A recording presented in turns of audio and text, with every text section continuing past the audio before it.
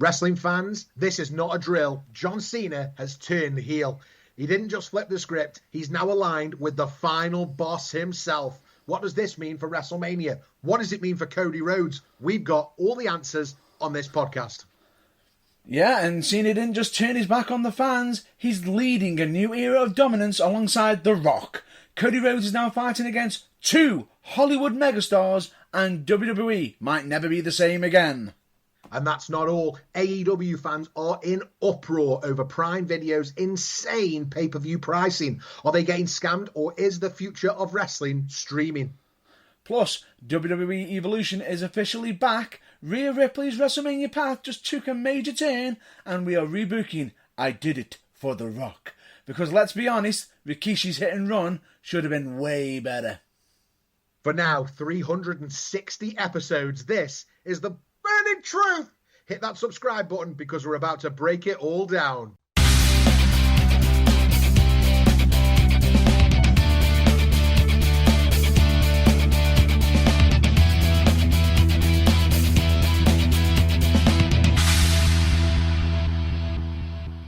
Welcome to the Burning Truth Podcast, the place where we don't just talk wrestling, we feel it. I'm Matt Burns, still picking up my jaw off the floor from that John Cena heel turn. And with me, the man who called it literally after the fact, it's Scott Barrett, everybody. After the fact. You're having a laugh, you are. Bit of you might know something there, everyone. Nice bit of a switch. Yeah, we did it. We switched it up based on John Cena switching it up last week. And I think that worked very well, Matt Burns. But I think from next week I'll be driving again. How are you? You okay? Sorry, Matt, how are you? I'm all good, Scott. I'm very good. A bit sore, a bit bruised. Yeah, tell us what went on last night, Matt Burns. I'm interested. Yeah. Last night I decided, was assisting with TTW because I had to go down with a wrestling ring. Okay, so where's that? Where are they based? They're based. It was at Burton Civic Centre, so like Birmingham area sort of way. Okay. So Black Country way anyway. Okay, so it was a good show, good fun. It was their Genesis 3 event. I almost said pay-per-view, but it's it's local. Well, wrestling. if they've had to pay get in, then it is. Well, technically, yeah. Well, you know what? That's true. That's that's true. But honestly, I think it's one of their. I think it's like their anniversary show, sort of, to a degree. And I ended up having the privilege of actually wrestling on it. Oh, well done, Matt. And how did you get on? Didn't go well. You said you were a bit bruised. Yeah, it didn't go well for me. Well, you're here today, and that's the main thing. Anything else going on in the world of Matt Burns this week? Pretty much just having to, as you said, recovering from... the weird thing about it is, if I told you what I'm mostly recovering from, you will laugh. Let's say it then. We're an audio podcast. Let's do it. To simply put, the reason why you'll laugh is because the thing that hurts the most didn't happen on the actual wrestling show. It happened before. When getting the wrestling ring, unfortunately... Do you know how the ropes can be heavy? It's got like a little, metal bar that you have to connect to the post. Yeah. That decided to drop off and land on my foot. Oh dear! So it's a foot injury, Matt Burns, with a bolt still attached to it. Straight on, the top of my foot, just where it just about to turn, right near the toes as well. So it's like. Oh. Metatarsal territory is what we call that, Matt Burns. Well, I'm glad you had a good week. I've had a pretty busy week. Lots going on. I was just about to ask, how are you doing? Yeah, I'm okay, a good week overall. My house is a bit of a state. I need to have a big clean up. I think I'm going to look to get a cleaner. I know that's a bit boring, but I think that's where I am in my life right now. And I think, I'm really happy at the minute. We're on the road to WrestleMania. We've got loads of good stuff happening. NXT this week was absolutely fabulous. Get onto the NXT review on wherever you get your podcasts. Search The Big NXT Review and you'll find us there. Or get us on our YouTube at Burning Truth 251 if you're not already. Subscribe. We're hoping to get to 1,000 subscribers.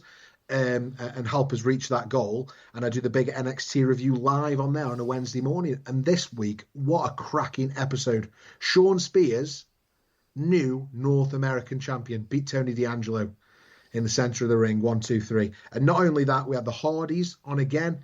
We had Moose and Obafemi's rivalry continuing. Yeah. Trick Williams, absolutely nuts. What I can't remember who he was wrestling, but he beat him in one shot. Oh no, I've seen that clip, and I looked at it and I was like, that was brutal. Yeah, as he heads towards one more match with Eddie Thorpe, Julia and Stephanie Vaquer going 1-on-1 next week. The whole of NXT is absolutely fabulous at the minute, so I'm really enjoying doing that. Join me wherever you get your podcasts or on the YouTube for the NXT review every week. It'll only take about 15 minutes of your time, and that's what's so beautiful about it. It's a beautiful thing. It's a beautiful thing. You know what else is a beautiful thing? What? Our next segment called The News! So just sit tight, don't blow a fuse, because now it's time for this week's news. This just in, it's now time for the news! Yeah, the news. What's going on in the news this week, Matt Burns? We've got a lot to cover, so we instead of us talking bits, we're just going to break into it straight out the gate. Starting with Amazon Prime viewers, you know, video viewers, outraged over additional costs for AEW shows. The reason why we're saying this is because Amazon Video subscribers are frustrated after discovering that all Elite Wrestling pay-per-view events on the platform require an additional purchase. As reported by The Verge, AEW recently signed a multi-year deal with Amazon Prime Video to distribute its pay-per-view across the US, Canada and the UK. The partnership kicked off with AEW Evolution on March 9th, 2025, which is priced at $49.99, if I'm not mistaken. Ooh. Yeah. Ooh. So and that must really hurt when your WWEs are included in your Netflix membership. Exactly. So, however, many fans assumed the event would be included with their Prime subscription and have taken to social media to express their disappointments over the unexpected cost. Despite the backlash, AEW's move to Prime Video is seen as a strategic effort to expand accessibility beyond traditional cable providers and Bleacher Report and potentially some of the other online streaming services that are available. I'm just going to Google that really quickly, Matt Burns. $499. Yeah. Is £38.70. Yeah.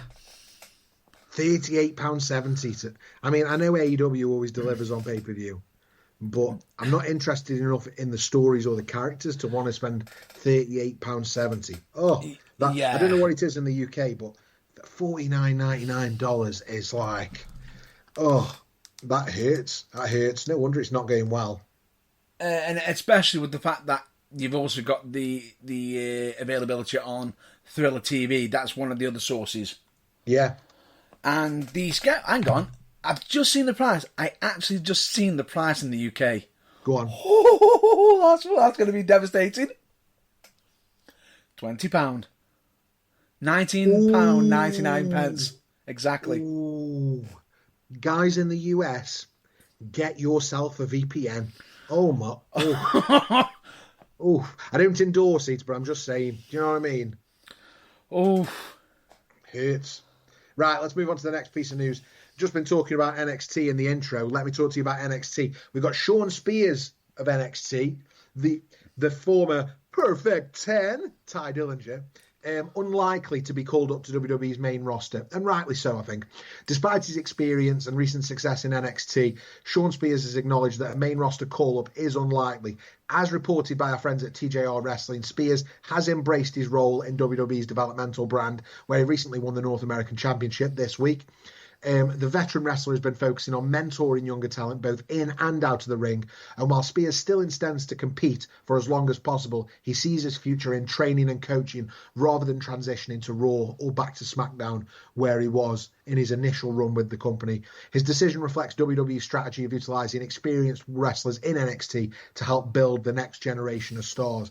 And I think this is totally the right thing for Sean Yeah. Spears to be doing. It definitely It's a bit is. disappointing. I say it every week on the NXT review. I loved the Ty Dillinger character. Yeah. I loved it. Like, I was all in on the Perfect 10. But then again, I'm pretty sure that some people were fan of the Stan character. Yeah. It made me hit Stan. But yeah, Sean Spears staying in NXT. I suppose it's not really news, but it is a little bit. If you were expecting Sean Spears to be moving up to the main roster anytime soon, it's not going to happen. I'm going to be honest with you right now, and this might sound controversial. Yeah, I don't think he needs to, because I feel like he doesn't need to go to Raw or SmackDown, because NXT is building up that good. It's becoming like a third main brand. It is a third brand now. Simply Evolve is the developmental now. Yeah. NXT is the third brand, and that's madness to say, but that's where we are. Yeah, and where he is right now, and I will say, I think that is absolutely great what he's doing, helping the next generation. And the fact is, it's so good that he's actually helped teach others to avoid the mistakes that, the potholes, and avoid any of the mistakes that he possibly made in the past. Yeah, 1,000%. And I think it's probably really worth pointing out, just while we're talking about this, that WWE Evolve is now available in the UK on YouTube, which is phenomenal. And before we go on to the next item as well, Matt Baines, because it isn't in my notes here, do you know what else is available on YouTube as of this week? Oh, go on. The new WCW channel on YouTube in the UK. So not everything is on there from the old WWE network, but they have started drip feeding content from the old WWE network for WCW onto its own WCW branded YouTube channel. And I'm so excited. So expect some content coming from us over the next couple of weeks, months, because we definitely want to do some classic WCW content. It's definitely on the plan for myself and Matt Baines. 100%. Absolutely love it. And as you said, we're, YouTube, WWE and YouTube seem to be going really hand in hand lately. And it really does. And the good thing about it is with Evolve, in case if anybody wants, if any listeners from the US, you can actually watch it on Tubi in the US for free with adverts, where on YouTube it's literally just on there internationally, but that's across every other country as well. But in case you want to know what day it's on, Wednesdays. Or if you're from a business that sells VPNs and you want to sponsor The Burning Truth, get in touch, info@theburningtruthuk.com, and we will sell that stuff for you like no one before. Next order of business, Matt Baines. Next order of business is the fact that Triple H wants WWE women to earn main event spots on merit. Triple H has made it clear that WWE Women's Division must earn its main event opportunities based on fan engagements rather than being handed them. Speaking at the Sloan Sports Analytic Conference, as reported by TJR Wrestling, he emphasised that gender does not determine main event status. The performance and connection with the audience does. He believes that top female wrestlers like Rhea Ripley, Charlotte Flair, Bianca Belair and Becky Lynch will eventually be viewed as equals to WWE icons like Stone Cold Steve Austin and The Rock. His comments reflect WWE's commitment to making women's wrestling a consistent draw rather than forcing it into the spotlight for representation alone. This might be controversial, I already see Becky Lynch in that same bracket as The Rock and Stone Cold. I already thought that myself. Yeah, absolutely. But someone, Rhea Ripley, Bianca Belair, they've got a ways to go. Charlotte Flair, I will probably forever much more see her in a Triple H, Ric Flair. The famous heels are never as popular as the famous baby faces. However, I will always see her in that bracket. But women earning main event spots, they will continue to do so. The main issue they face right now is the star power of the men's division, and that is it. The stories for both divisions are hitting a level that I've never seen before, and I'm here for it. Let's keep pushing, because 100. I absolutely would not be against Io Sky, Bianca Belair, Rhea Ripley in a triple threat main event in the first night of WrestleMania. I'm absolutely not against that, but the Jay and Gunter story equally is huge. Randy Orton versus Kevin Owens could main event night one. There are so many choices. There are so many opportunities. Charlotte versus Tiffy time. Yeah, Stiffy time. It's Tiffy time. Sorry. That's my brain getting away from me. Get that on a t-shirt. Coming soon to the Burning Truth UK. I can't stop laughing now. That's just gold. That's just gold. It's Tiffy time. You've got to be careful. Yeah, I can definitely see Tiffy versus Charlotte Flair main event in WrestleMania Night 1. So there are certainly options on the table right now. And what I would like the conversation to get to is less of the women should be main eventing Night 1 to, yeah, that match absolutely deserves to be main eventing Night 1. Yeah. And I want it to be story-driven, not gender-driven. No. I 100% agree with you. Some might think it's been controversial, that we're being controversial. No, we're not being controversial. The thing is, the way that it's being suggested now, that means anybody, any individuals can main event. Yeah, send your hate tweets to @TBT Live UK Live. What is it? @TBT Live UK. Yeah. Send your hate tweets to TBT Live UK. I'm waiting for it. Actually, I got a better idea. We'll get the staff on that to take the seeing as they seem to be handling out trouble. We'll let them take the. Do you know what? They are controversial, those pair. Yeah. Alex Hammerstone departs TNA Wrestling. So TNA's lost another star. Alex Hammerstone officially parted ways with the company. It's been reported that Hammerstone's departure comes after he competed in his final match during February's tapings.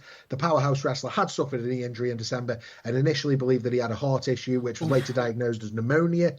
Despite these setbacks, Hammerstone expressed gratitude for his time in TNA and is now looking ahead to new opportunities. His exit is part of a larger trend of talent shifts within the company as it continues to evolve in 2025. When you think about the talent that TNA has lost in the very recent past, it is definitely going through a transition period.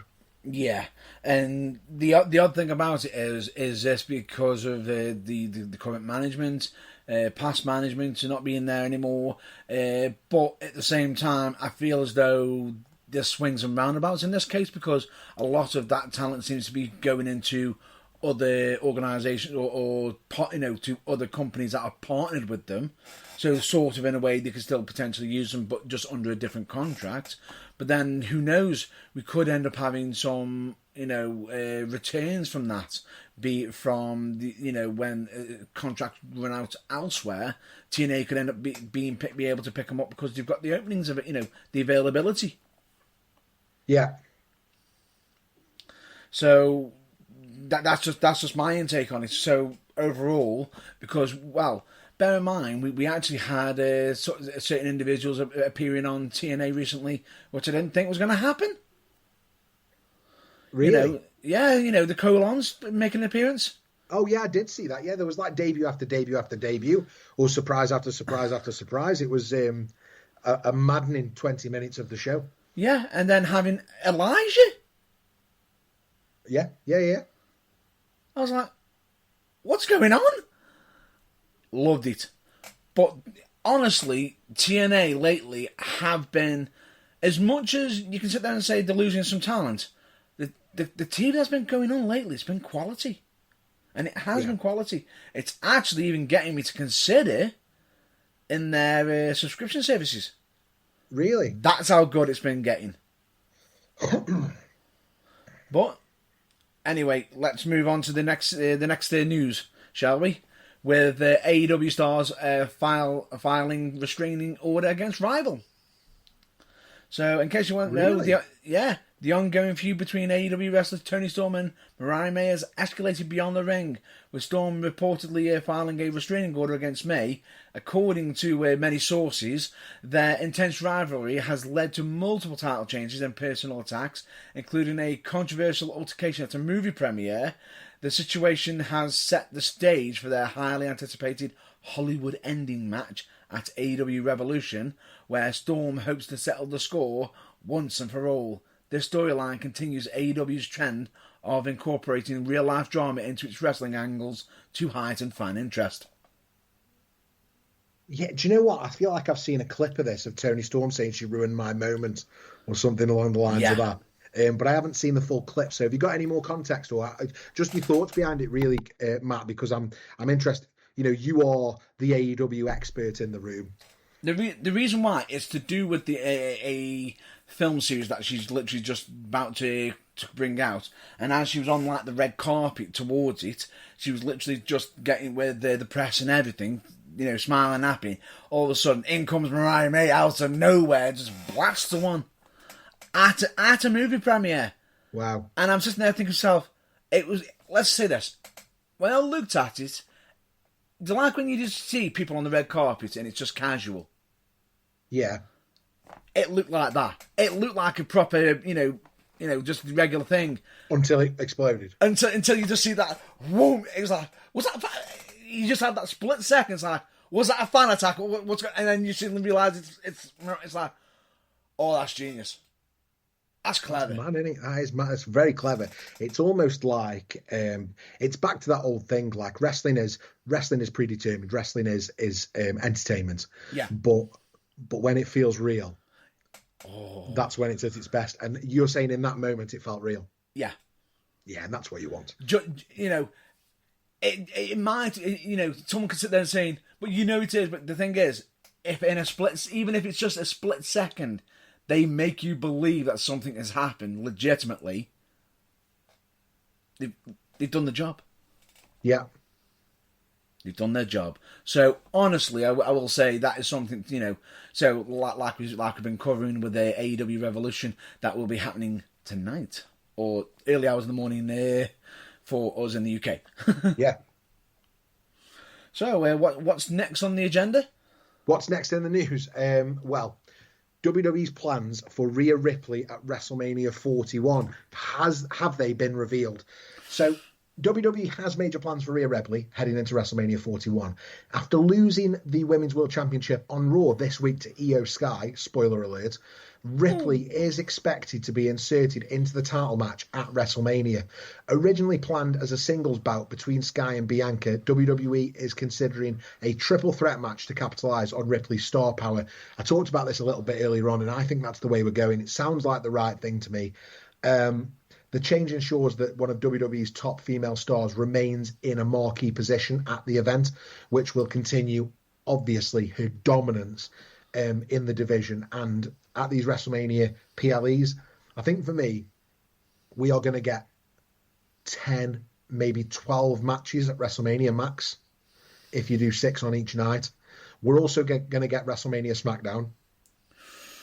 Yeah, on the Friday, which happens. So there will be some matches on there, but there are certain matches that we do not want relegated to SmackDown, and I think putting Rhea Ripley in the Io Sky Bianca Belair match ensures that it happens on the main card. Yeah, and maybe it becomes the night one main event, as I spoke to. Yeah. And I think from an interview with that I heard, I think it was at one of the post-match press conferences. It may have been after Elimination Chamber. Triple H was talking about it, actually. And he said, and this isn't verbatim, this isn't an exact quote, but he said something along the lines of the match that's got the most heat will main event WrestleMania. The match that's got the most attention and fan retention will actually have the spotlight. Which is great because that gives all the performers something to fight for over the next few weeks. And I don't mean fight as in the matches. I mean fight for in terms of their performances. Yeah. Which is amazing, right? Yeah. 100%. 100% behind it. Love it. Matt? Yep. The Lex Express is pulling in. What's the next item of news? Of course, none other than, let's just say this. It has happened. Finally, it's happened. Lex Luger being absolutely overwhelmed by the news of being inducted into the WWE Hall of Fame class of 2025. Yeah. And genuinely, it was absolutely amazing. And the fact that it was actually all revealed to him while he was at DDP's doing some of his exercise and training and everything. And the person who breaks the news to him is none other than the current WWE Champion, Cody Rhodes. Yeah. Now, this was absolutely brilliant. Now, as it's going on, a lot of people, at first glance, you'd think DDP wasn't in on it. Yeah. Because as Cody just walks in, you just see DDP go, what are you doing here? Do you know what? I like the theme of these Hall of Fame announcements this year, though. There's been a lot of surprises like this, hasn't there? And surprising the people with the inductions. I really like that. Yeah, it's the right way to do it. And the best thing about it is, as he does, he just starts talking, the talking history, and he goes, well, it's my honour to finally, this has been long overdue. You're being inducted into the Hall of, the class of 2025 Hall of Fame. And you can see Lex being absolutely overwhelmed, and he even stands up and hugs Cody. He physically nice. Stands up and hugs Cody, and you can see the joy on both of the faces, because you've got Cody, who's so respectful of Lex Luger because of the matches he had with his dad, and Lex is so emotional because he had such a good connection with Dusty Rhodes during his early years, and if it wasn't for Dusty Rhodes, who knows, Lex Luger might not be, the Hall of Famer that he's going to be today. Yeah. Fate could have been changed. It's that ever all in question. That what if could be happening. What if? Love that. Do we think we've got many more inductions? I feel as though we've got a few more. Who have we got so far? We've got Triple H, Michelle McCool. We've got Lex Luger now, and we've also got Golga and Tugboat. Yeah. Yeah, so Earthquake and Tugboat going in. Or Golga and the Shockmaster. Did not expect that one.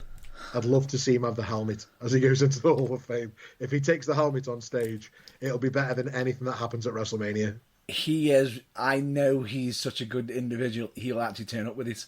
Yeah, well, he takes it to conventions and stuff, right? He's quite, cool about it. Well, I'll never forget when he was on the ENC wrestling show, Edge and Christian's WWE wrestling show that was on the network. He had to turn up on it there with it. Fantastic. Let's the last piece of news we've got today, Matt Burns, unless you've got any AOB, any other business, is, and it continues the theme of this news run, actually. We talked a lot about WWE's women, and rightly so. And it seems WWE is set to revive its all-women premium live event, Evolution, for the first time since 2018. So, again, we're getting reports that the event is tentatively scheduled for the 5th of July at the Monaghan Sun in Connecticut, aligning with the 4th of July holiday weekend. The first Evolution pay-per-view was widely praised for highlighting the women's division, and the revival signals WWE's continued investment in female talent across Raw, SmackDown, NXT, etc. Fans have long called for the second installment of Evolution, and the comeback is expected to be a landmark moment for WWE this year, and I'm all for it. I think this sounds really, really good. Yeah, I'm all on board for it. Definitely. And, you could almost call it, you don't even have to call it now, Evolution. You could do a WWE Female Night of Champions these days, because we've got the tag titles, we've got the NXT title, we've got the World and the Undisputed. We've got 4 championships there, and the NXT North American. You could literally do your 5 pay-per-view matches and do 5 title defenses if you really wanted to. Oh, but straight away, I think you just hit the nail on the head with that all women premium live event. Evolution. I think what's so good about that, it's not really clear if it's just a Raw and SmackDown thing. I think it should be all 3. It should be Raw, SmackDown, NXT. Yeah, absolutely. My worry for this is when we did Evolution last time, we had to get a lot of women on the card, and rightly so. We wanted to give them all a platform. Yep. We focus more on stories than getting people on the card these days. Yeah. And I would worry that unless we do a massive tag title, multi-women affair, we have too many phenomenal wrestlers to pack one night. Evolution could be a 2-night PLE for me. It won't be, but it could be, because the amount of talent. You know, I was thinking this morning about Jada Parker, funnily enough, right? Yeah. And somebody like Jada Parker would not probably get a match on that card, but she should. Absolutely. Yeah. So should Natalya. So should Shayna Baszler. But a lot of these women will miss out on matches because of the new story, and for all the right reasons, the new story-driven approach to what matches go on the card. Yeah. But overall, this is amazing news. I don't want anybody to think I'm poo-pooing this or being down on it. My only criticism is one PLE enough time to highlight the amazing things that the women's division's doing? And I think this could actually, if WWE do something that they've done in the past before, they could actually do a massive service to all of them. Because the ones that are going to be on that big event the week before, if they wanted to, they could either have it all hype up towards that big event, but then if they want to do that, they can also possibly free up, either the week before or week after that big massive PLE for the talent that didn't make it onto that card, so showcase them in full, unlike on the NXT show after the event, which would then let them to sort of see if they can become a breakout from it as well. Who knows? Yeah. I mean, I think that's absolutely, spot on. I don't know what to add to that. I think, just going back to that point again, and what an amazing position to be in, to have so many quality female wrestlers on the WWE roster. No, let's rephrase that. What a time to be a wrestling fan. Oh, absolutely. Genuinely. Phenomenal. It comes to something when I was playing 2K24, because I haven't forked out for 25 yet, on the PlayStation this morning with my lads, and we did an elimination chamber. And do you know what they said when we finished the elimination chamber? What? Let's do a women's one now. Enough said. That straight away shows that the women's wrestling, they are earning their spots. They are getting their flowers for what absolutely for the talent. Long gone are the mud matches and the bra and panty matches, etc. of the olden days. We're well past that now, and it's phenomenal to see. My favourite few women wrestlers at the minute, Bayley, Sol Rucker. There's some phenomenal talent, but we've got to go to an ad break, Matt Burns, and when we come back, I'll tell you what I do want to talk about. Go on. Well, there's only one thing to talk about. What? John Cena. Do you love NXT? Yeah. Do you hate that we don't talk about it on the podcast? Hell yeah, what's up with that? Well, you can catch all the NXT action live on our YouTube streams every week if you subscribe at The Burning Truth 251 on YouTube and listen to me, Scott, and I'm talking all things NXT every week on a Wednesday. See you there.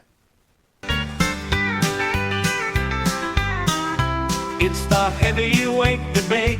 Who's the best in the wrestling world and all the rest? From pile drivers to a high-flying spot, Matt and Scott debate the lot.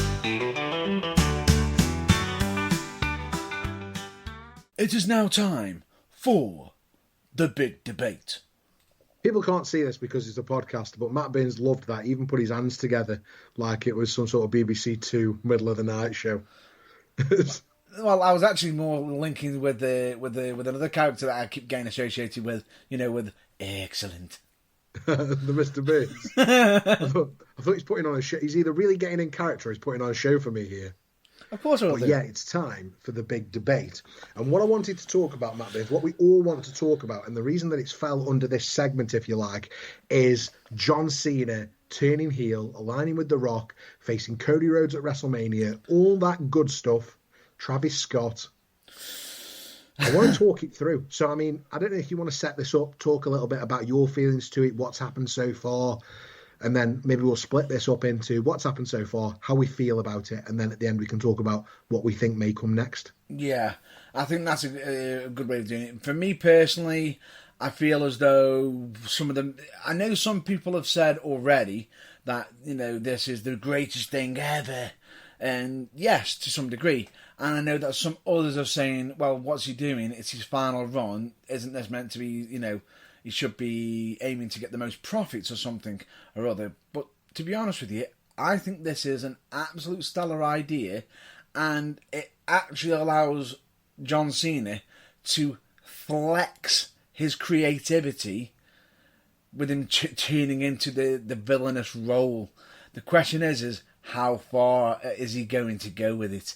Is he going to be literally, because he's been, Mr. Hustle, loyalty and respect, is he now going to become, the opposite of it? Disrespect, sloth, and, just quit. Yeah. Sort of individuals, going from you can't see me to Mr. Can you see me now? Yeah, and I'm really interested. So I think for me, John Cena hasn't won a match before Elimination Chamber. Yeah. Spoilers. For about 5 years. Yeah. And a singles match. And they needed to do something special with the character this year. I did not expect the turn. I thought we were going to get classic Cena this year. And it does just go to show that the main blocker to Cena ever turning heel was Vince McMahon. Yep. I also think, though, that if John Cena is trying to do what has been done for countless generations, where the man who's going out puts over the new guy. Yeah. Doing face John Cena versus babyface Cody Rhodes doesn't put Cody Rhodes over as strong as heel John Cena passing the torch to the new babyface Cody Rhodes. Yeah. And if we want Cody to be the guy, a very famous wrestler once said a very famous thing. To be the man, you got to beat the man. Yeah. And I think that's where we're going. Yeah. And I also think that and I know I'm jumping ahead a bit here, I don't think John Cena wins as a heel. I disagree. And we'll get to there. We'll get there. Because I think this is all about putting Cody over. I think the first half of this year, the first half of John Cena's retirement year, is about putting over Cody Rhodes. And part 2 will be about celebrating John Cena. Yeah. So, we know what's happened. Yeah. My thoughts on what happened are, I love it. Yeah. I love the shock, the suspense, the surprise. WWE are constantly surprising us at the minute. Yeah. Jey Uso winning the Rumble, John Cena turning, Io Sky winning the World Women's title on Raw. On Raw. Yeah, we are getting surprise after surprise after surprise, and I'm here for it, and I love it. Yeah. This has been the best one. Yeah. Jey Uso was phenomenal, right? This has been the best surprise. Where do I think we go next? And I'm going to let you give your 2 cents first before I give mine. Well, but I can't say it enough, Matt Burns. I'm really excited. I'm really excited, and the scariest thing about it is, I know some of them could sit there and say they left breadcrumbs and everything, and did all this work. I think some of it was just pure coincidence, and some of it they did leave a little bit of breadcrumbs. And where I think it was just coincidence, because do you remember when The Rock attacked Cody Rhodes, and it looked like he was about to throw Cody Rhodes off the bridge? Yeah. What was seen in the background? That picture of Cena. Yeah. I just think that was just coincidence. That. I don't think that's Of course legit. it was coincidence. I just think it's just coincidence. Right? However, when it came to the Royal Rumble, after, and he was doing the post-show interview, when Cena declared himself into the Elimination Chamber, automatically, not having to fight for it, right? Yeah. And my brain, the first time I heard him when he says, my brain sort of went, huh? Why is it? And it picked up on something. But then because it's John Cena, my own mind overwritten my initial thought. Because whenever you ever heard the terminology, it's best for business. You know exactly what I'm on about, don't you? So straight away, it's just... When I first hear him say, it's like, that's a bit odd. But it's like, no, it's Cena. You know, he'll always be a good guy. Hustle, loyalty and respect.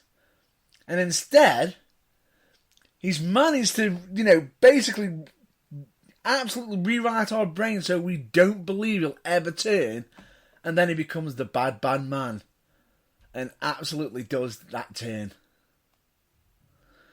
Absolutely does that turn in the most perfect way. Where you can legit see the shock and awe of people's faces in the crowd. Now, only one thing during that entire segment that we could have done without: Travis Scott. That was my $1 million man laugh then that I did accidentally. I disagree.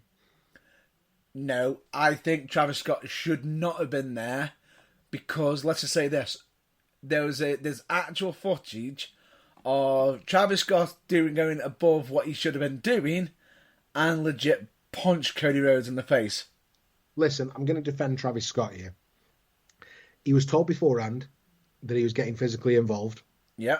And he was also told to make sure he stuck it in because we don't want it to look fake, right? Now, we've had this before. We had this with, I don't know if you remember, Hugh Jackman. Yes. Sparking out Dolph Ziggler, right? Yes. You have one chance when you're in there to get it right. And if he's thrown a potato, right, he's not trained. So we've put him in that position, getting him involved. So I don't blame Travis Scott. There'll be a lot of blame on Travis Scott here. He's dangerous. He shouldn't have been in there doing it. But it's not on him, right? Because we've sent somebody in there who's not trained and asked him to throw a punch and he's thrown a potato. God, Matt Baines, I've thrown enough in my time. I'm sure you have too, right? Yeah, I know you have. Purposely or not, it's happened, right? Or with a steel chair, purposely or not. Yeah, it made a great sound though. And I think, yeah, that's my take on it. Travis Scott brings eyeballs, right? So Travis Scott, I haven't got the detail here, but I'm going to find it right now while I'm talking. No. That aside, right, I feel as though holding everything, I feel as though they shouldn't have put him in that position. However, there is a rumour. Just before we move to your however, just put a pin in your however. Yeah, right? yeah. Travis Scott's got 58 million Instagram followers. Yeah. That's why it was the right decision. Right. However, go on, do you however? No. You'll see where however is. It's a good thing.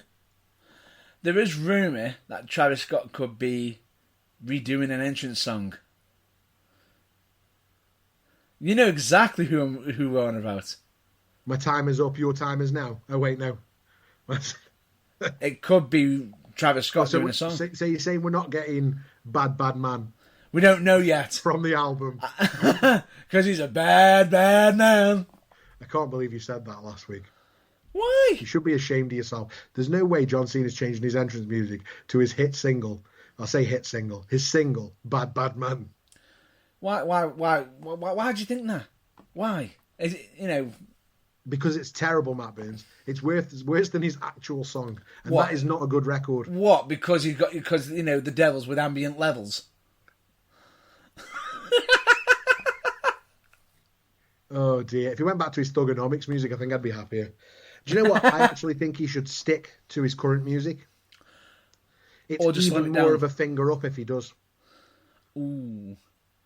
It's your time is up. My time is now.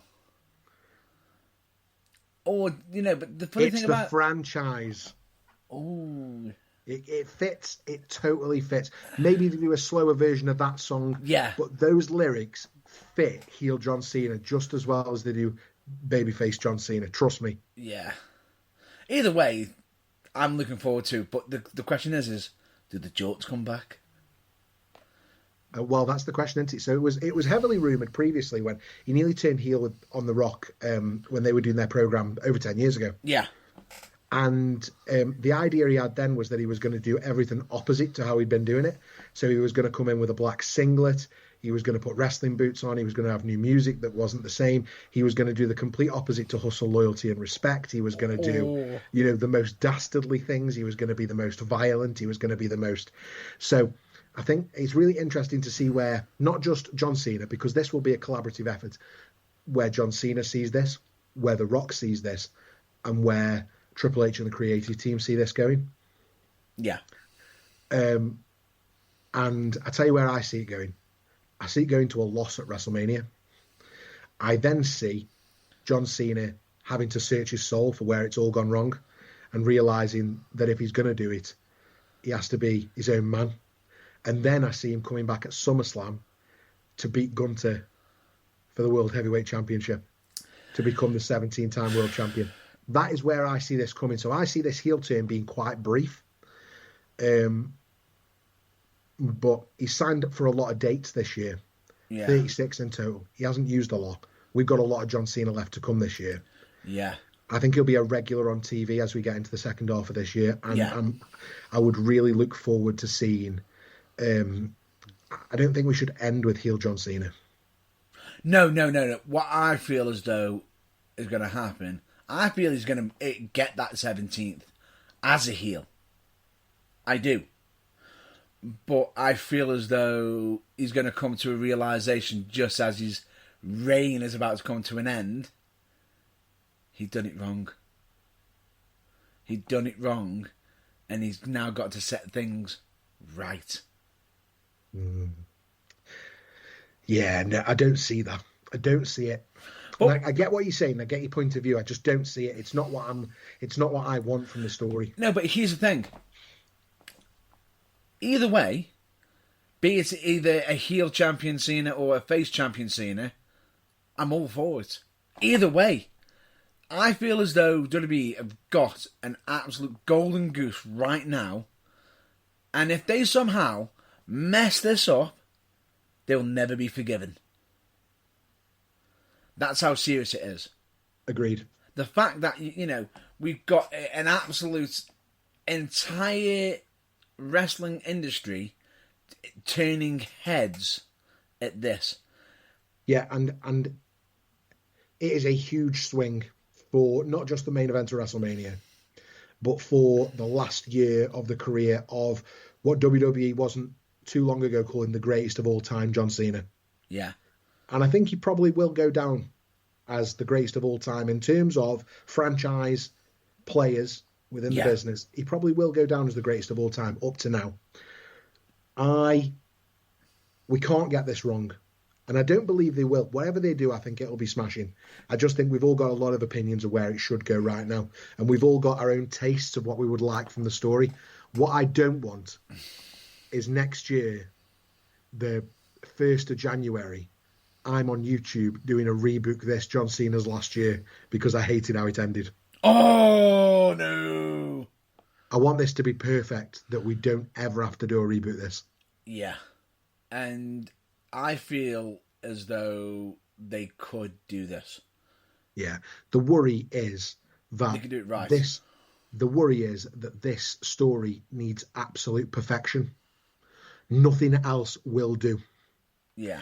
The Bloodline is the greatest story told in wrestling over the last, 30, 40 years.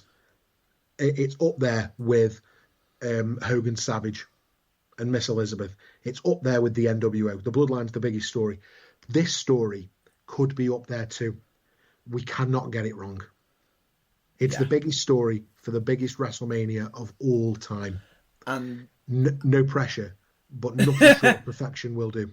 The scary thing about it is, I like how you actually mentioned the NWO, because what happened on that event, it gave me that vibe of when the NWO became coming to light. Who is the fifth man?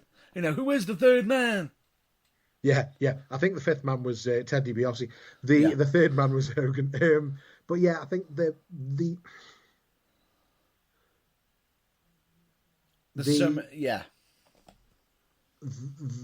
feeling it got definitely evoked feelings of that Hogan turn, because Hogan and Cena are very similar characters at a very similar time of wrestling.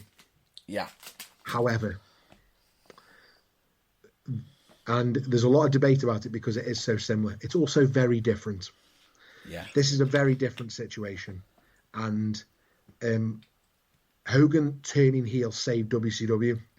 WWE is peak right now. Yeah. It's never been this big. And that's why this is a much bigger deal. And I think the perfect place to leave this, Matt Beard, I'm not sure if you've got anything to add after this, but I think is going back to what I just said about nothing short of perfection will do here. Do you know what I'm going to say to the entire situation? Leave them be. Let them cook. Just let it play out. Let's be fans and enjoy the wrestling. It's already started. I'm already there. Let's take a break, and when we come back, I'm going to get you to do the top three. Hello, friends. Are you enjoying the Burning Truth Live so far? Well, I hope you are, because we're working bloody hard to make it as good as we can. But what we need is your help, and we need your help by subscribing and leaving us a 5-star review. You do not know how much it will help the podcast if you can do that for us. It'll help us spread the word, help us grow the community, and more than anything, it'll help us keep providing amazing wrestling content like we are right now. Thank you so much for listening. Let's get back to the show. But please, please, please rate and review and subscribe. Thanks, guys. To the top time, to the top time, to the top time, what will it be? It's time to do the top three. Matt Burns, are you ready for the top three? Ready as I'll ever be. Good stuff. Well, this is how we introduce the top three. The top three is is it a challenge? It is a challenge. It's a challenge that we set each other every week. And this week, I'm going to challenge you, Matt Burns, to give your top three of a chosen topic. And I want these top three in the order of third, second, and first of your ratings. Right? We've done this loads, but because we've had a bit of a gap in episodes, I wanted to make sure I refreshed everybody. What I would like you to top three this week, my chosen category for you is, I would like to know your top three pieces of wrestling merchandise. This is tough. This is very, very tough. And what I'm going to do, I'm going to give us some honourable mentions right now. Okay. First. One of them, it is Roman Reigns' Acknowledge Me t-shirt. Yeah, it's good. It's good. It's fair. There was lots of good merchandise across the Bloodline saga. Yeah. But the Acknowledge Me is the best of the bunch, let's say. The standout. Yeah. Yeah, definitely for me. I just thought it just stands out. Absolutely. CM Punk's, any of his merchandise has been absolutely phenomenal. Linked with his, his sign of crossing his arms, or the Hal throws over. Oh, from when he first returned. Yeah, very good. My personal favourite of CM Punk is the following Money in the Bank 2012. Yeah, Money in the Bank 2012. Yep. CM Punk, Cena, pipe bomb. That whole bit was that original sort of best in the world white t-shirt with the Chicago flag on the front. That's probably my favourite Punk merchandise. Ooh. But yeah, absolutely. Yeah. Good call. Good call, that is. Good call. But let's get straight into number three. And the scary thing about it is, with number three, it's actually current. Oh. As in, it's simple. It's the simplicity of it that I absolutely love about it. If you know what I'm on about, say it with me. Yeet. Yeet. Love that, Matt Burns. Yeah, yeet. Anything that says yeet on it is good. The fact that it is a simple thing and it's so over. There are 4 Yeet t-shirts in my house alone. Enough said. The fact is, and people are sitting there saying, why is he in the in like a main event picture? Look at the merchandise sales. A simple t-shirt, Yeet, and they've got it absolutely everywhere. It's yeeting all over the world. Literally. Because come on, if we didn't have Yeet, we wouldn't have had that legendary episode that had us laughing for ages, if you remember. But we're not going to go back there. But anyway, immediately after that, I am going to go. I originally considered going down a toy line. Oh, yeah? Or do I say toy line, or should I say like a cuddle? Yeah. Wrestle Buddy is number Nice. 2. Very nice. Yeah, I mean, there's no denying it. During that time, I will say, near enough, every wrestling fan had a Wrestle Buddy. Yeah, fair. I had one. Yeah, growing up, and if you didn't have one, you were missing out on being, attempting to wrestling moves on your Wrestle Buddy. You were missing out. Because all you could do then is wrestle your pillow. Yeah. And that was not the same as a Wrestle Buddy. It wasn't the same. It's like, but you can wrestle your pillow. It's just not the same. Wrestle Buddy, epic. What's your number 1, Matt Burns? I'm really interested. I'm just thinking about all the t-shirts, all the action figures, all the toys, all the merchandise, all the hats and gloves and scarves and bum bags and everything out there, cups and coasters. What is your number 1 wrestling merchandise? My number 1 wrestling merchandise, simply because it is one of the last pieces for this individual. Oh. Because for me, it was absolutely honorary. It was for an individual who passed away way before his time. Right. It would be none other than the Latino Heat, Eddie Guerrero with the championship, the black and white. Oh, nice. The one that looks a little bit like Scarface. Yes, yeah.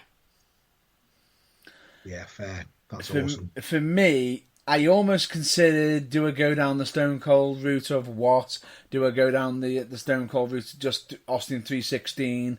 Do I go down the OTC route? Do I go down the NWO? I mean, you could have done, couldn't you? Could have, but for me, the Latino Heat one is absolutely perfect because that was Eddie Guerrero. That, to me, that one t-shirt says to me, captured Eddie Guerrero. Whether you liked him, whether you hated him, he always had 2 sides of him, and he was such a great individual. Come on, how many people can say doing villainous things and he got it over is popular with the crowd? He lied and cheated and stealed, and he stole our hearts. Took the words, you literally just did an Eddie Guerrero on me. You stole it straight out my mouth. But honestly, as we just said, number 3, Yeet t-shirt. Number 2, Wrestle Buddy. Number 1, the Latino Heat. Black and white, Scarface like Eddie Guerrero, where he's holding the Universal Championship on his shoulder. Yeah, the undisputed. Is it undisputed? Yeah, is it undisputed? Yeah, it was at the time. Yeah, it was the one that they'd combined the WCW and the WWE at the time, hadn't they? Into that undisputed title. Yeah, brilliant. Really good, Matt Binns. Give us your top 3 once again, if you don't mind. Not a problem. Number 3, Jey Uso's Yeet t-shirt. Yeet. Number 2, Wrestle Buddies. Nice. Number 1, the Latino Heat, Eddie Guerrero, Scarface-like t-shirt. Love that, Matt Burns. And that was Matt Burns' top 3 wrestling merchandise. Who trusted these guys with the book? It's rebook this. Larry Scott, it's rebook this. Take a shot, it's rebook this. Rebook this. It's now time for Rebook This. And in case you want to know what it's all about, it's about me and Scott challenging each other over certain storylines, past segments that are either were absolutely good anyway, but could have been done better, or absolutely awful and need to be better. Absolutely. And I suppose the question, Matt Burns, is what am I rebooking this week? For this week, I am challenging you to rebook I Did It for The Rock, Rikishi's heel turn. Ooh, so I suppose what you're asking me to rebook here is Rikishi running over Steve Austin. Yes, but you can't change the driver. Yes, it's still got to be Rikishi. Yes. Okay, so I've had a bit of time to think about this today, and I think she'll strap in. Pardon the pun. I'm locked. I'm ready. Pardon the pun, because he run over Stone Cold. Because we're about to take a drive. You're not going to be hitting any speed bumps. A drive down memory lane for what should have been one of the biggest storylines of the Attitude Era, but as always, did happen in the Attitude Era, just sort of fizzled out. Rikishi's heel turn and what would have been Triple H's eventual reveal as the mastermind of the Cerebral Assassin. Now, the OG version, bit of a dud. Rikishi runs over Austin, claims he did it for The Rock, but then it doesn't really, nothing ever comes of it because it was revealed to Triple H, and then Triple H and Austin have a mini feud. Then Austin goes to WrestleMania and turns heel, and hey presto, even though Triple H tried to kill Austin, they're now best friends on the two-man power trip. That is, in a nutshell, what happened. Yeah. And I think something just popped up on my screen there, Matt Burns. I think it says it's Stiffy time. I don't mind Tiffany Stratton. Let's get her on the website. So, The Rock in that version stays as a babyface. He's not really involved in the story, and then he picks up his feud with Austin towards WrestleMania, where they do face versus face. But here's how we're going to do it. We're still going to keep the hit and run mystery, but we're not dragging it out for the whole damn year. Instead, as soon as Austin returns, people start whispering about who really ran him down. Then right before a pay-per-view, let's say No Mercy. Yep. Crash Holly. Yeah, Crash, because it was a crash. Yeah. He drops a bombshell at the end of the night. Just as the cameras are about to cut, we go backstage, and Austin's got Crash Holly up against the wall. And Crash has been getting his ass kicked. And he blurts out that he saw The Rock getting into a car on the night that Austin was run over. Suddenly, all eyes are on the Great One. Next night on Raw, Austin doesn't wait. Glass shatters. Out he comes, storms to the ring, and he's calling out The Rock. Right now, no music, no catchphrases, just straight up, get your ass out of here. We're gonna hash this out. The Rock, he's pissed. He looks at Austin dead in the eye and denies it completely. Full-on intense babyface mode, saying if I wanted to take you out, I would have done it face-to-face like we always have, man-to-man. The crowd is eating it up. Austin looks like he's thinking it over, and then stunner. Austin then grabs the mic, leans over The Rock and says, I believe you. For now. And that is how we keep the paranoia alive. So The Rock, we think his hands are clean, but we're not really sure. The CCTV twist. So a few weeks later, boom, new footage emerges. It's revealed by Commissioner Mick Foley. He's been doing an investigation of his own. It isn't The Rock. It's Rikishi. And instead of acting shocked or trying to deny it, Rikishi snaps. Full-on, wild-eyed, pissed off, raging Rikishi. He storms out, grabs the mic, loses his damn mind. I was tired of being overlooked. I was tired of being the joke. You people cheered for The Rock. You people cheered for Steve Austin, and you left me behind. The crowd's booing. And then he completely snaps. He goes full-on Umaga and hits that banzai drop on Mick Foley, puts him down. Rikishi is done playing games. We've got Rikishi being the type of Samoan that Umaga and Jacob Fatu are. Right? He's not a joke anymore. We've got him going badass. And Austin, he isn't investigating anymore. Because now he's hunting. The road to the Rumble. From this moment forward, Austin is 100% in rattlesnake mode. He's not here for promos. He's here for revenge. So week after week, he and Rikishi are tearing into each other. Locker rooms, parking lots, you name it. Brawl, brawl, brawl. And come the Royal Rumble, Austin enters early, maybe 12, 13, and he's fighting his way through. And then at number 30, the whole arena hits boos because here comes Rikishi. Austin doesn't hesitate. He slides out of the ring without being eliminated, meets Rikishi in the aisle, and they brawl through the crowd. Security's losing it, chairs are flying, fans are screaming, and eventually they fight their way back inside the ring. And by some miracle, they end up the final two. And the ending, it is war. Rikishi throws everything at Austin. Samoan drop, super kick, teases the banzai drop, but Austin refuses to die. And that final sequence is Austin dodging a rock bottom style slam. Boom, stunner. He hauls Rikishi up, he backdrops him over the ropes, and he punches his ticket to WrestleMania. Rikishi's down, Austin's the winner. But Rikishi and Austin isn't done. Austin's still out for revenge, and Rikishi now wants revenge too for being eliminated from the Rumble. Austin, being Austin, he wants one last fight. Problem? No refs want to officiate this match. It's been going wild. Nobody wants to deal with it. They're too scared of the chaos. So who gets put as the special guest referee for the match at No Way Out? No. The Rock. Because The Rock is wrestling Austin at WrestleMania, and The Rock is Rikishi's cousin, and he's caught in the middle. He's the only man those two respect, and he'll call it down the middle. And guess what? He doesn't. Come No Way Out, Austin is kicking Rikishi's ass left and right, hits the stunner, covers him. No count. The crowd's in shock. Austin gets up, gets in The Rock's face. Boom. Rock bottom. Rikishi crawls over. 1, 2, 3. Rikishi beats Steve Austin at No Way Out. The place erupts in boos. The Rock grabs the mic and drops the bombshell. You thought The Rock was innocent? You thought The Rock had nothing to do with it? You were wrong. The Rock was the mastermind all along. And then they beat Austin down. They leave him bloody, broken, humiliated. That's right. We get heel Rock at Mania 17, just like we did at 15, just like we did at 19. We got heel Rock at 17.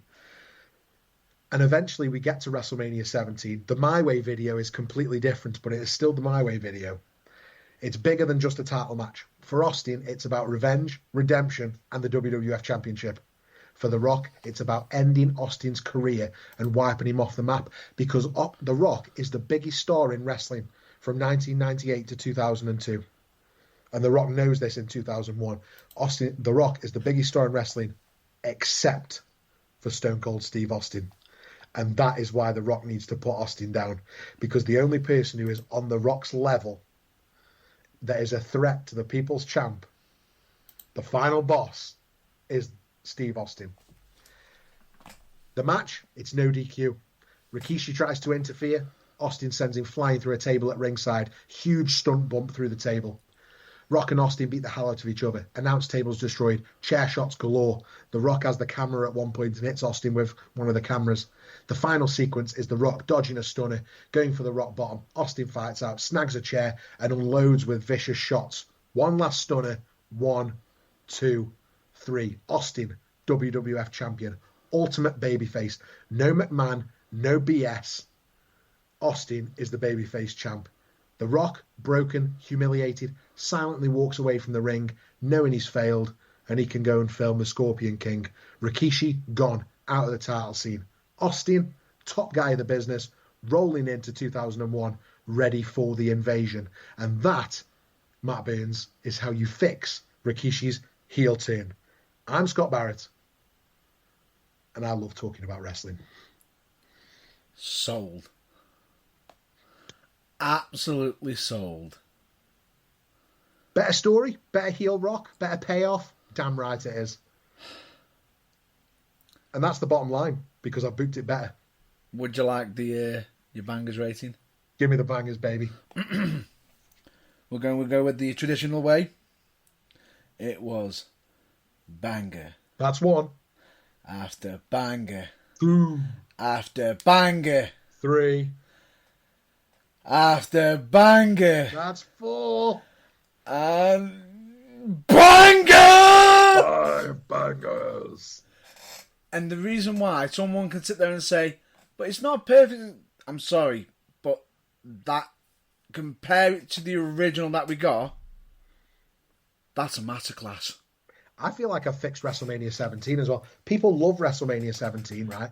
But the issue is that McMahon finish, and I've completely taken that out of the equation. That's what pushed it over. I have even considered the legendary hidden sixth banger. Oh, don't Meltzer it. Don't Meltzer it. But I'm not. Because we're sticking to 5. 5 bangers, baby. I'm happy with 5 bangers. Thank you, Matt Burns. I hope you enjoyed that, and I hope you guys at home enjoyed that. I'll be repurposing this as a blog for the website next week, so you can read it as well. And look forward to more rebookings as we go. This is my favourite part of the podcast that we do, Matt Burns. Oh, well, same here. I love it. Absolutely love it. And for me, that was absolutely phenomenal. That's how you do. That's what Rebook This is all about. And for me, that was awesome. So the only way I can say this to end the segment is, for Scott, this was, I did it for The Rock, being absolutely rebooked into 5 bangers, and I absolutely love it. Because he did do it for The Rock. That's a wrap on another historic episode of The Burning Truth. John Cena's shocking heel turn, The Rock's final boss takeover, and Cody Rhodes facing the biggest challenge of his career. This week has been an absolute madness, and we've loved every second of it. Absolutely, Matt Burns. Absolutely. If you enjoyed the show, hit that like button and drop us a review. Your support keeps the Burning Truth running and brings wrestling fans together from all over the world. And we need your help to take our YouTube channel to the next level. Subscribe to The Burning Truth on YouTube, like the videos, and share them wherever you talk wrestling. We're pushing for 1,000 subscribers, and with your help, we'll get there. For everyone else and everything else, you can just search The Burning Truth on Instagram, Facebook, TikTok, X, Blue Sky, Threads, and at those places specifically, I believe we're at TBT Live UK, but just search The Burning Truth, look for the championship belt, and you'll find us. Plus, don't forget to check out theburningtruthuk.com for breaking news, event updates, and the It's Stiffy Time t-shirt coming soon. And, of course, exclusive content as well. But, until next time, stay hyped, stay passionate, and remember, DSTBA, and in case you don't know what it means, it, of course, always means, don't forget to be awesome! I did it for The Rock. Psst, it's Scott. Did you rate and review the podcast yet? Cheers.